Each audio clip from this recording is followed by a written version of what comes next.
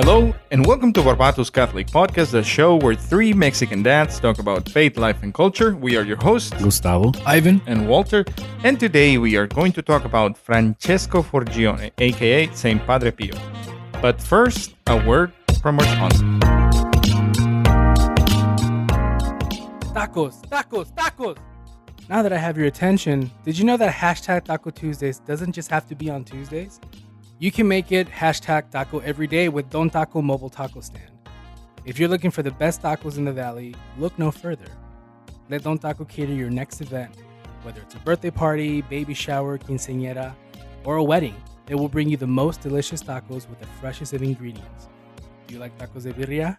They got them. Tacos de asada? Treat yourself. Tripas, cabeza? Guys, they got them. Book them today. Go to dontacocatering.com for more information. You can also follow them on Instagram at DonTacoMTS. And now to the show.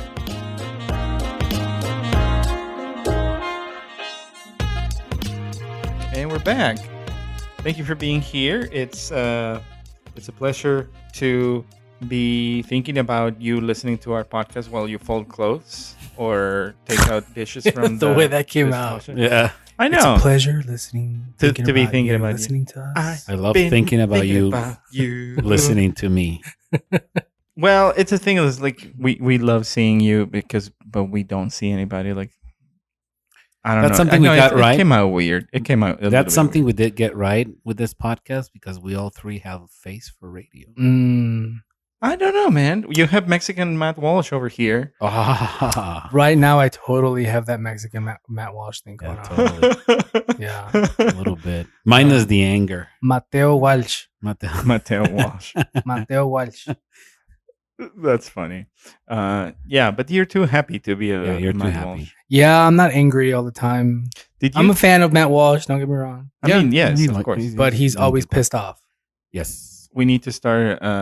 He has the Sweet Baby Gang. We need to start I know. calling our like the Bearded Gang. I don't know. That sounds also bad. We'll think it through. Yeah, it's a work in progress. Work in progress. Yeah, everything's on the table. When you do a podcast and you don't have anybody to answer, you can do whatever you want. That's That true. is true. I mean, Yeah. we have to answer to someone, but the big boss Correct. upstairs. Yeah.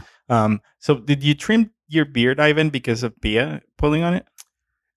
Yes and no. I did it because it was too hot. Well, Like, yeah. it's just, Yeah. Summer seems to just drag on. and I've had it for a while, like the Yeah. big length, and Mhm, I don't know. I wanted to try something different, but yes, every time so Pia's very squishy. Yeah, we know. She is a very squishy child, and I love to just squeeze her and grab her, and then like I like to flip her. When I flip her, the first thing she grabs onto is my beard. That makes sense. That's like her safety blanket. It's like even when I she's would just too. even when I'm just holding onto her, she'll just have her hand on my beard and just like hang there.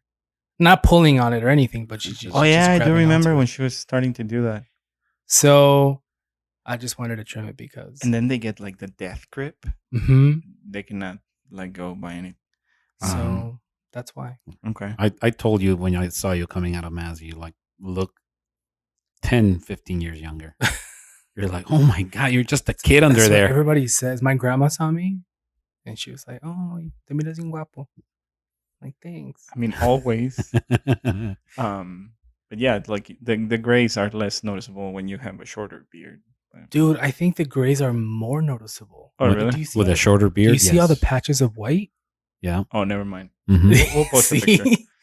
I think it's like I feel like I have way more gray hair now. You know, I haven't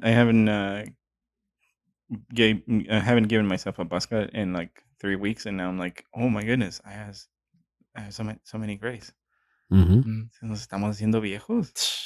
Yeah. We're getting old. Have kids, they said. Have kids. They say it'll be fun. They say. I mean, it is very fun, but it also is like very demanding. Speaking of awesome beards, today we are going to talk about one of our favorites, Padre Pio of Pietrelcina. But before we get into it, there is a new movie that is in the making with Mr. Transformers, Mr. Transformer himself. Shia LaBeouf. How do you pronounce his last name? I think it's LaBeouf. LaBeouf. Shia LaBeouf. LaBeouf. Yeah. He is. Doesn't that suck that your name is LaBeouf and you're like all skinny and stuff? Just do it. Yeah, if He Arnold fucking- Schwarzenegger would have Do been it! Arnold LaBeouf, I'm like, yes, That that should fits. have been your name. But if it's something French, it's probably something like Yeah, I don't know. Yeah. Anyone who speaks French, tell us what buff is. But I just saw recently like a TikTok on Instagram because apparently that's a thing that you can share your TikToks on Instagram. I don't understand why people do, but whatever. I don't understand TikTok. I don't get TikTok. That's what I'm it's old. like. Yeah, exactly. Get off my lawn. But he spent some time with the Capuchins. I don't know which ones. There's a Capuchin monastery in California, Northern California. Yeah, but he had a relic around his neck, and I think it was a Solanus relic. Oh, yeah? I'm almost. It looked about the same of the ones that we got uh-huh. Yeah. from the guild. But anyways, the director for this project is going to be Abel Ferrara. This gentleman is half Irish, half Italian. He was raised Catholic, but is now Buddhist. So hopefully he Okay. comes home. And then Willem Dafoe is going to be in the movie as well. So Every time I hear the name Willem Dafoe, did you ever watch How I Met Your Mother? yeah, Willem Willem Dafoe. I was not gonna say it because like it's very silly, but But it's thank you, funny. Ida. Thank you.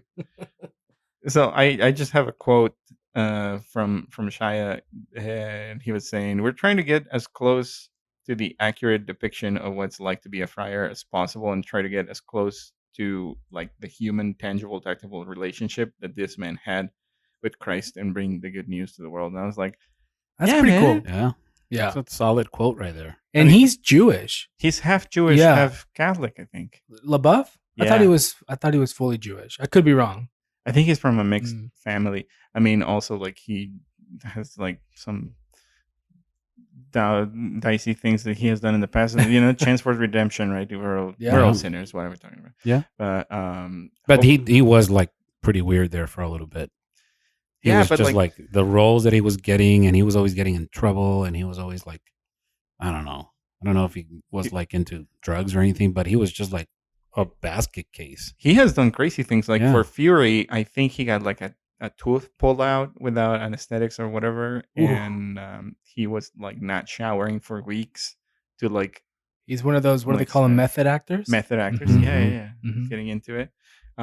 That like he's in the movie set like in character the whole time. That's crazy. That is very crazy. Yeah. Respectable, but Little nuts. hopefully it's better than Let's be honest, that's completely absurd and nuts. You have to be. Well, you're an actor, artist. right? You were an actor, I and used to do. I dabbled in theater yeah, quite a bit in Monterrey, and hopefully one day I will be able to embarrass my children doing community theater. But what I was going to say about the Padre Pio movie is that there is a movie, an Italian movie that is like 3.5 hours long, and I Never started finished watching it, and I was like, "Oh my god, this is It's like intense. the acting is not bad, Mm. Yeah. but there are several things that they took some liberties. Like if you want to watch it, it's on YouTube. You can Isn't Google the it. one with Harvey Keitel at the beginning. I don't know the name of the actors, but they portray like very dramatic, like Yeah. Padre Pio's dying, and then what's the name of the bishop that is doing like I have it here in my notes. Bishop Raffaele Rossi is like still like asking him questions because he doesn't believe that Yeah. the stigmata is real. All these things. We're getting ahead of ourselves on that topic, but anyways, Padre Pio, Miracle Man. Look it up if you want to watch that while waiting for the new one that is in the making. Hopefully, it's better than that one. But anyway, kind of like getting into topic. We wanted to. There's so many things that we can talk about. Oh yeah, Padre Pio, and I guess like one of the way that we kind of structured this episode is like, okay, let's talk about what happened before the stigmata, like some dates that are important in Padre Pio's life. So on May 25th, 1887, he was born as Francesco Forgione in Pietrelcina, Italy. And apparently, he had very poor health Mm-hmm. throughout his life. Like, even um, when he was 15, he went to the novitiate to the Capuchin friars in 1902.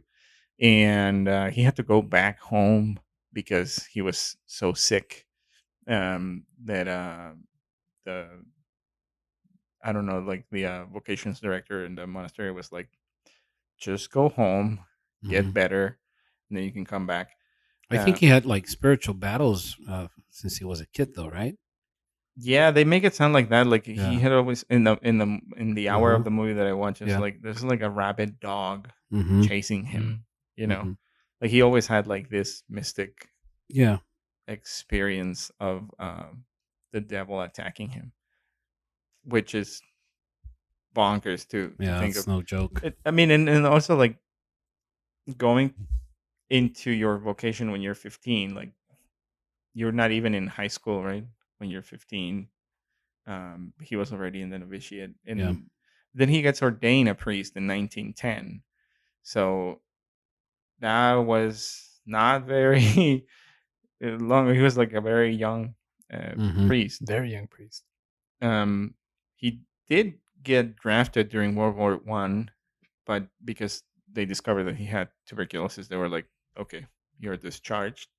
And then in 1917, he gets assigned to the friary in San Giovanni Rotondo, which he pretty much stayed for the rest of his life. And basically, he passed away there. I would love to go there one day. Right? Mm-hmm. Gosh. When I went to World Youth Day in 2011, we went to Madrid, but we were in Italy for a little bit. But man, I really wanted to go, but we couldn't go. But that would have been cool. Is that where his body is? Mm-hmm.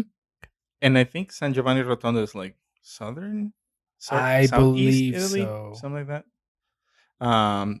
So like if you go to like the more common places like Rome, Assisi, Mm-hmm. Milan, blah blah blah, you're talking like the middle of the boot to the north.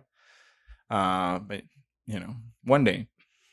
So then what happens on September 20th, 1918, after he was making his Thanksgiving after Mass, he had this vision of Jesus, and when the vision ended, he got the stigmata in his hands, feet, and side. And I think there's like speculation that he also had like the wound of On the the back shoulder? of the shoulder Yeah. back, but there's nothing confirmed Mm-mm. about it apparently. I From thought what he I got read. the one on the side first, didn't he? Because he was hiding it for a while. Not sure about that. What I read, it was that he got all of them at the same Oh, time. wow. And it was basically not something that he requested. It was the vision of Jesus that he got was how Jesus was weeping for priests that are not loyal to their Mm-hmm. Vocation. their ministry. And Padre Pio was like, "What do you want me to do for you?" And Jesus was like, I'm gonna share my passion with you." And Padre Pio was like, "Okay, Alrighty. bring it." And I think from what I've seen, he becomes the first priest ever to receive the stigmata in the history of the Catholic Church. That I didn't know. Yeah, some people think that Saint Francis is the first priest to get the stigmata, but he never got ordained. Oh, okay. So the first priest. Yeah, Got it. I don't know if there's a second priest that has. I think maybe he's the only one. But then all of these things happen because a lot of curious people and tourists started going to San Giovanni Rotondo trying to like take a look at him. And that's why he started wearing the gloves. It became like a spectacle, right? Yes. Mm-hmm. Yes. Because between 1924, so he was attracting so many people that between 1924 and 1931, I guess the Vatican was like doing their due diligence to like make sure that it was authentic. He was being questioned. he was not permitted to celebrate mass publicly or hear confessions. All right.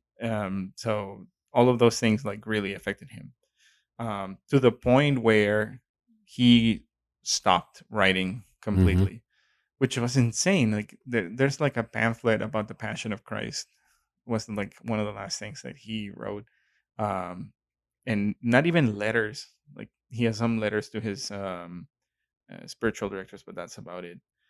But even though he was not allowed to do these things, there would still be like busloads of people coming in, and like his normal day would look like say mass at 5 a.m. in the morning, hear confessions until noon, take a break to bless the sick and all who came to see him, and then afternoon confessions, and then that was about it. Like he was 10 hours of a day That's crazy. in the confessional. That they had to take a number. Like I imagine, like you go to the deli, but you like you go to the Padre Pio to confess your sins, and a lot of the people, it was crazy. Like I think he had the gift of like reading souls, because Yeah. Mhm. they He would did. he would tell them things about their lives Mhm. that they have never mentioned. Or he would be like, "Are you forgetting something? Yeah.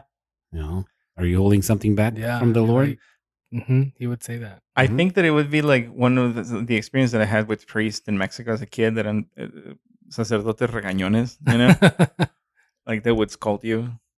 It's like, why are you doing that? I don't know. For some reason, I don't picture Padre Pio as like this scornful. No, How me would you even either. say it? Like this. Yeah, he wasn't a grouch. Essentially. No, like He was like you could tell that such a he would. loving, patient, kind. Yeah, man. like he'd be like, "Are you forgetting something?" Mhm. Like, oh crap, I am. But he not like in a Prompting bad you. way. Yeah. I Yeah. feel like he was just very, very nurturing, very. I don't know, just very sweet. I think I'm with Very you on loving. that, because he had this enormous amount of pain that he carried on a daily basis, Mhm. and from everything that I've read, he always did it very, very humbly and very patiently. For somebody to carry like that, I don't think he would like lash out at some other part That's in a his good point. life, but who knows? What is that saying? The two priests is like, be a lion in the pulpit and a lamb in the confessional. There you go. Speaking of the movie, like the 1/3 of the movie that I watched, because he also had the gift of bilocation, which like if you could have any superpower, like I would like bilocation. Um, they show this scene where he's like praying for a woman that is very sick, and he has like this battle with the devil, and that's another one of the things that he did throughout his life, just wrestling demons, because why not? Sparring with the devil. They're like all of the other friars are like, this cannot go on. Like, you need to do something because he's making a lot of noise and we cannot sleep. He just wrestles with the devil constantly. all night. How are we long. to pray? So inconsiderate. Can you wrestle with the devil quietly, please? Can you put him in the east wing? Thank you. So he's wrestling with the devil, praying for this woman, right? And the next day he goes and visits the woman, and the woman is like, "Oh, you were here with me last night, praying with me." I was like, "Oh, they're being alluding to, Dude, there's so many stories of him bilocating. Yeah. Do you And know anyone?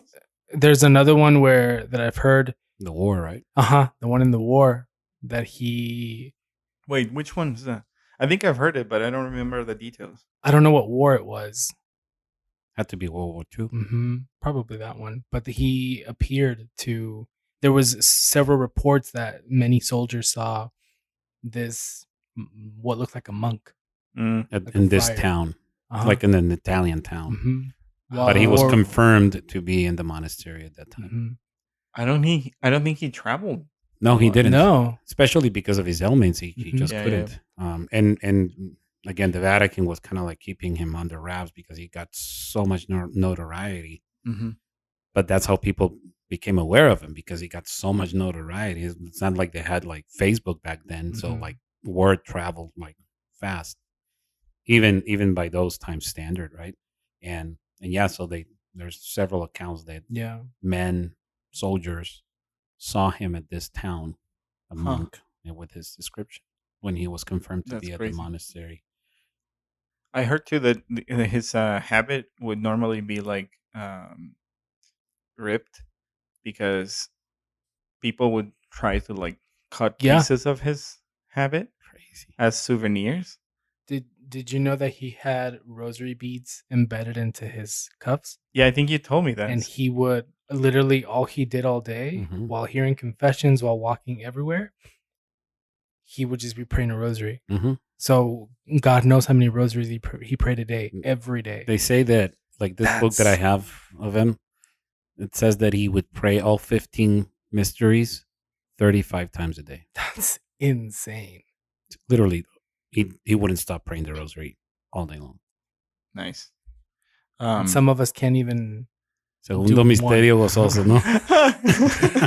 Bola That grande, meme is bola really chica, funny. bola chica. How do you say? I know. Bola grande, bola chica, bola chica, bola chica, bola chica, bola chica. I mean, he's not Irish, so he would probably like the level of mental prayer. It's like hashtag goals. He also levitated, right? Did he? Mm-hmm. I did not know that part. Yeah, there's Me either. reports that he also levitated. I knew of Saint Jose of Cupertino. Mm-hmm. But there was one. There's reports that he was saying mass, and during the consecration, when he was lifting the host, that he was levitating. Dang. And then there's Darn. reports that sometimes when he would raise the host, he would keep it up there for like 10, 15 minutes at a time, just staring at our Lord. Wow. Insane. And there's videos. Actually, you can go to YouTube. Mhm. Oh, there's one that he starts like sobbing. Yeah, he right? starts like crying. It's crazy. Yeah, and you think of it like this is a man that was born. I mean, he was doing that. He was born in 1887, but he was doing ministry in the 1940s, 1950s. Like he died 1968, like around the time that our parents were He's a born. modern saint. Right. So what Gustavo was saying, that he got so much notoriety and kind of like people were like going to see more out of like spectacle more than faith, or maybe a mixture of both. But there was a specific figure in the Vatican, Bishop Raphael Rossi, who was in charge of like the whole investigation to see that the wounds were not created with like carbolic acid or something like that, that was fabricated by Padre Pio himself. But apparently, they were like perfect circles. Mm-hmm. Like they would not close, but they were also not like festering. They wouldn't. They Yeah, had they like wouldn't. a Sweet smell fragrance of yeah. violets. Mm-hmm. Just like insane to think, because normally when you have like a wound or something, you're going to have like this the tissue necrosis, like, or infections, and it's Yeah. like it's rotten meat, right? Mhm. That it's a gonna foul smell. stench, Yeah, eventually it gets infected because if it doesn't heal, right? it just gets infected. And so I have a cool quote from this little book, which again kind of like backs up what we were saying about him being very mild manner and actually very sweet. Mm-hmm. He says that he was never known to complain of the obvious acute suffering of these wounds, but once, when asked if they were painful, he jokingly remarked, "Do you think the Lord gave them to me for a decoration?" Oh man, dang! That's awesome. That's awesome. He says that the wounds on his hands kept him from the ability to close them, so he couldn't close his hands, and he was only able to go up and down the stairs walking backwards because of he couldn't flex his foot. Oh, because he had the stigmata on his feet as well. Mm-hmm. So Now- he can only climb stairs going backwards. because he wouldn't need to flex his 'Cause he foot used his heel. essentially. Uh-huh. So he pretty much had him from 1918 when he got them all the way until. Yeah, like That's crazy. that was like man. 50 years. 50 years. Actually, today that we are recording this episode is the anniversary, September 20th, the anniversary of Padre Pio getting his stigmata. That's so crazy. Wow. See, and his feast day is September 23rd. We're releasing this. Oh, that's the day we Tuesday baptized after. Pia. It's crazy because they That's said right. it says that other than the stigmata, after that, being that he was a very sickly kid, after the stigmata, he was pretty good in health actually. Mm. His daily routine consisted in rising at 3:30, saying mass at 5, like you mentioned, and he would retire to his cell for a personal prayer of Thanksgiving and having his only meal at noon. So That was another thing, like intermittent fasting. there you go. It's a pioneer in several fronts. That's funny. I still need to read the book that Caro got me to love fasting. Oh yeah. We'll probably make a good episode for that one. Mm-hmm. On top of all of those things that we talked about, Padre Pio, he was, on top of his love for Jesus in the Eucharist and for our Blessed Mother, he saw the face of Jesus in all of the sick and the suffering. And one of the biggest projects that he undertook was the building of a hospital nearby Mount Gargano. I think that's the pronunciation.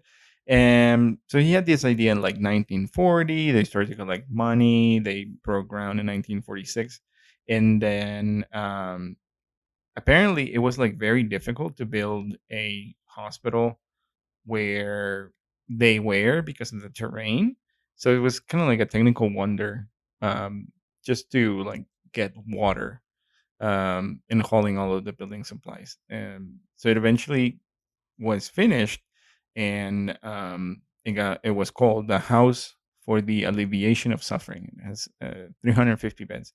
Not sure if it is still operating right now. I'm pretty sure that it's probably still part of like his legacy that he left. On top of being a saint, but like he considered that like his work, his project.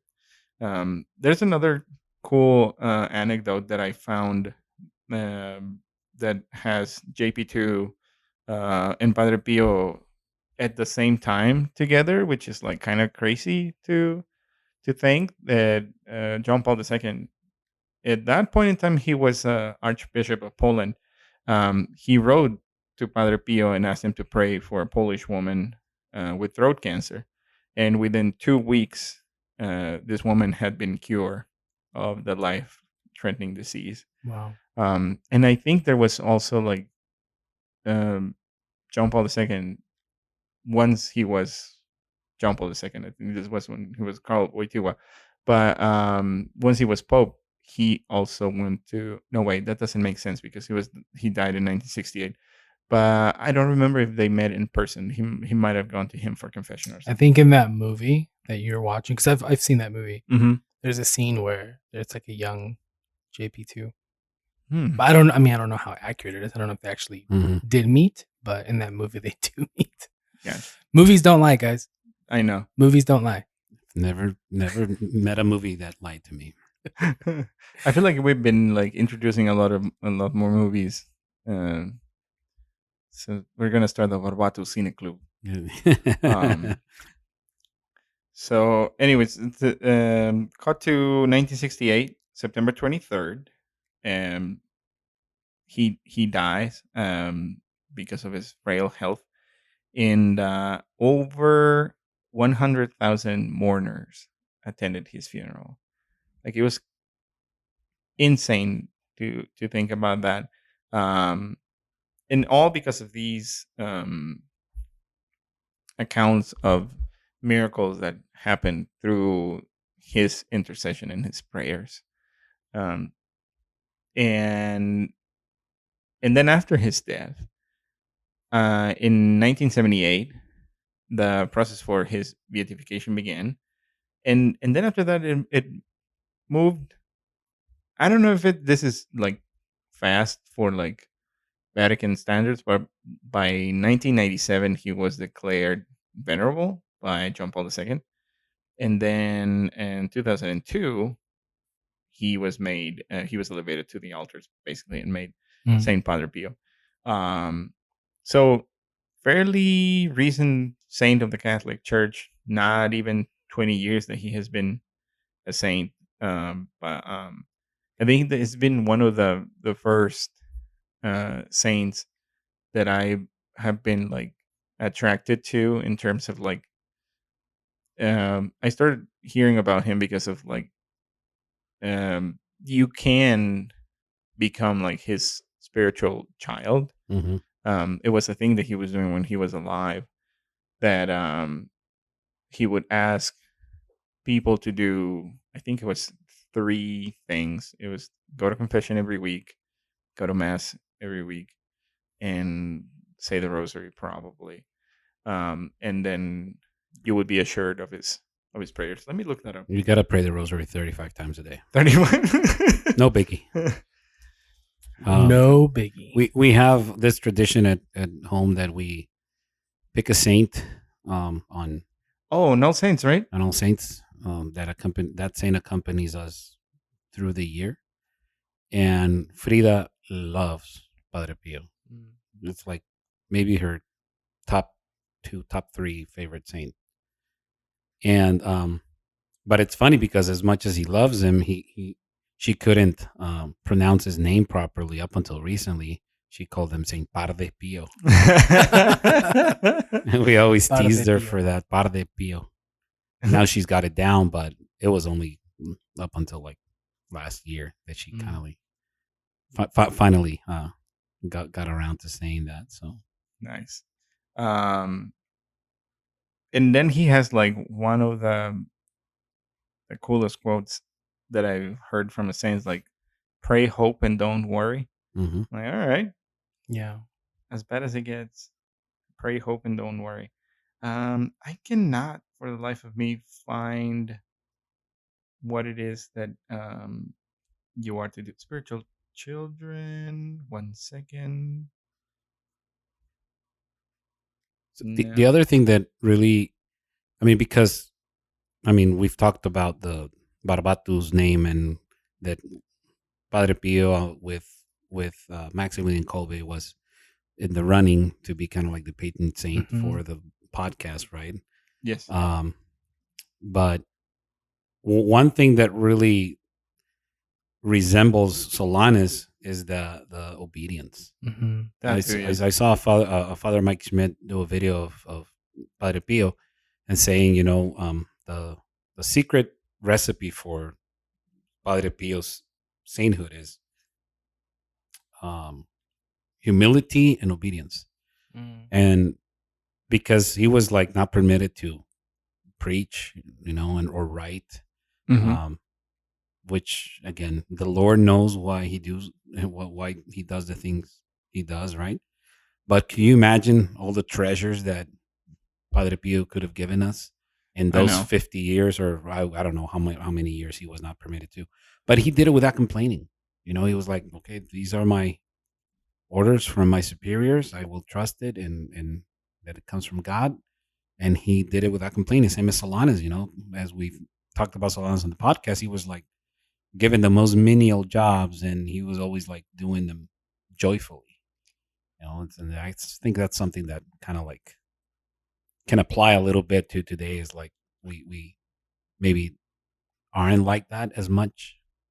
Yeah, God knows we have like a lot of things to complain about. I complain all day long. True. So. Like that's very easy to do.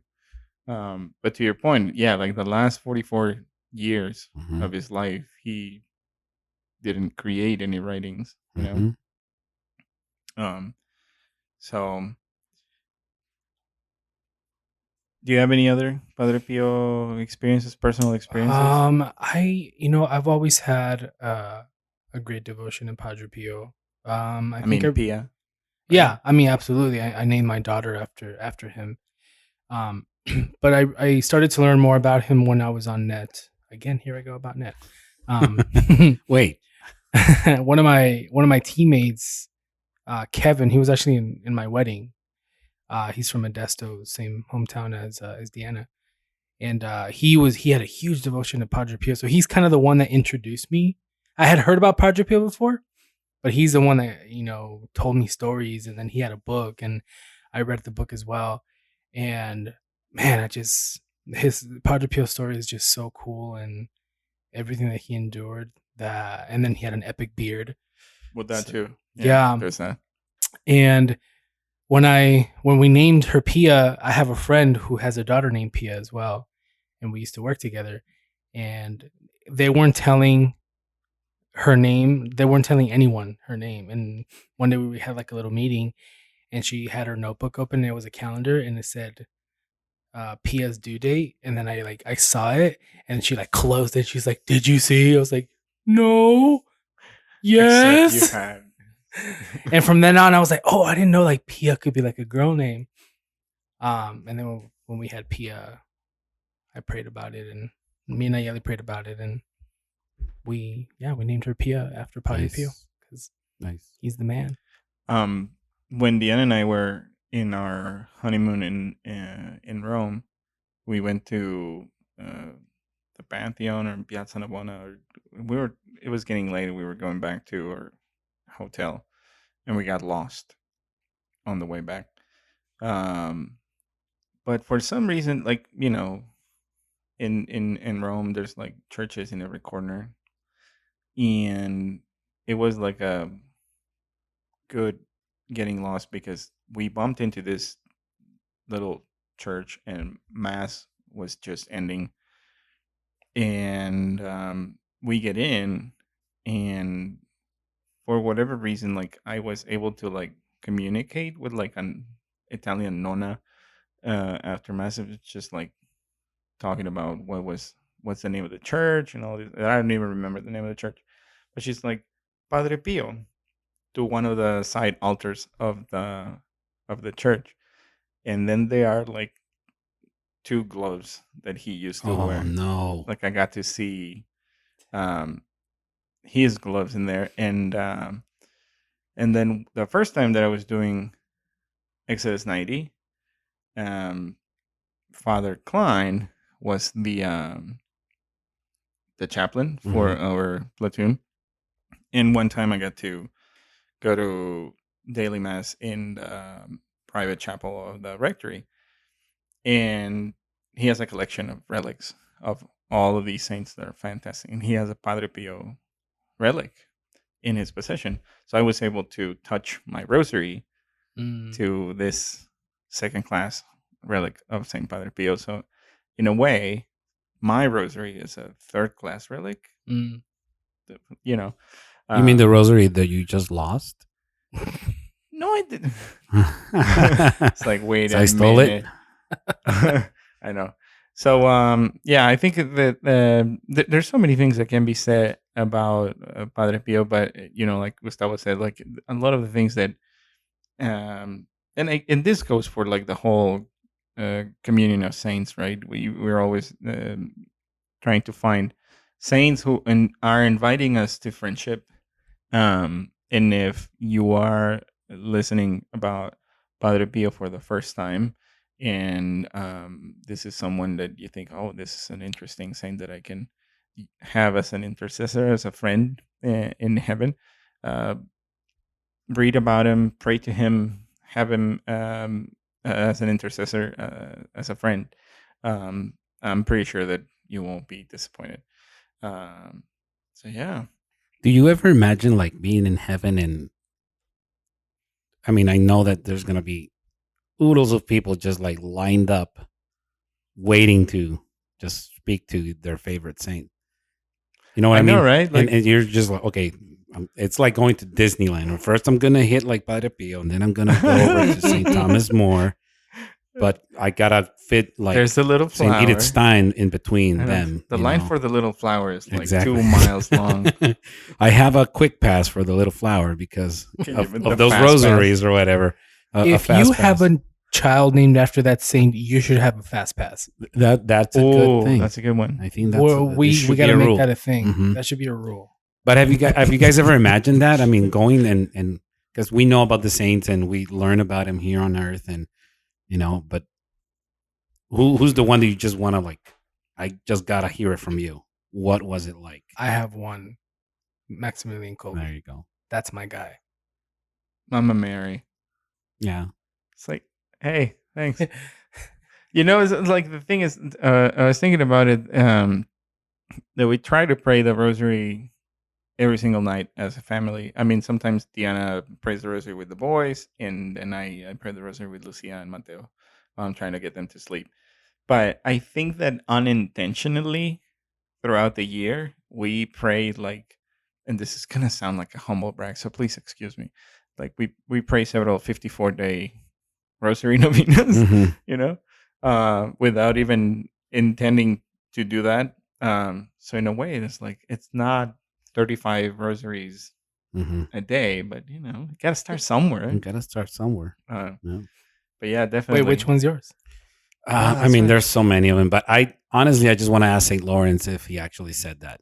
Dude, yes. It's like, really, please walk me through it. I know, like, come on. Did you really say that? Jeez. I want that to be my costume for this year. I don't like scare kids. One of the working names for this project was like Proyecto San Lorenzo. Oh, yeah? I had it in my mind. I've always wanted to have like something named after St. Lawrence because he's a patron saint of the comedians, right? So that would be like, maybe we need to explore that or something in Spanish. Dude. That'd be great. But in the meantime, while we wait for the creative juices to flow, we want to thank you for listening to this episode of Barbatus Catholic Podcast, a show where three Mexican dads talk about faith, life, and culture. If you like the podcast and want to help us out there are several things that you can do. You can subscribe, rate, and review on Apple Podcasts. Subscribe, like, and turn notifications on YouTube. Share the podcast with your friends and family.